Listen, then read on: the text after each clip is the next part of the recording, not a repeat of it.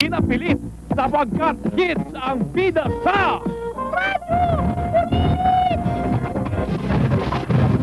Yan at marami pang iba sa aming pagbabalik. Pag sa mga kaibigan nating ayutagin mo yung hapon tong ninjong tanan, kayo ba'y mahilig makinig ng drama sa radyo?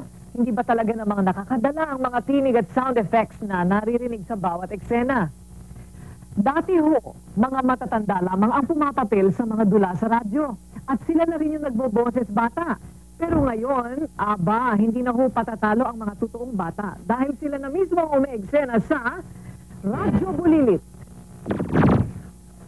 Kung dati-rati ay nangangailangan pa ng matatanda para magboses bata sa bawat drama o komedyang ating napapakinggan sa radyo, ngayon, meron na talagang mga bata na siyang nagbibigay buhay sa iba't ibang karakter sa mga istoryang isinasadula.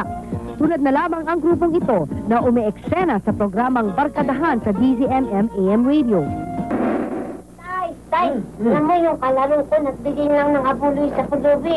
Tapos ginulpi na ng tatay niya. Yun lang? Pinalo na ng tatay niya?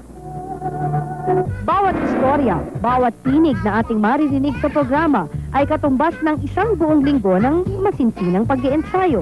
Una muna nagbe-brainstorming kami. Ayan, sila Ayla, yung mga grupo ko. Ano bang magandang kung uso ngayon? Kaya naman, ang programa nila ngayon na mamayagpag at tunay na kinagigiliwan ng mga tagapakinig tuwing araw ng linggo.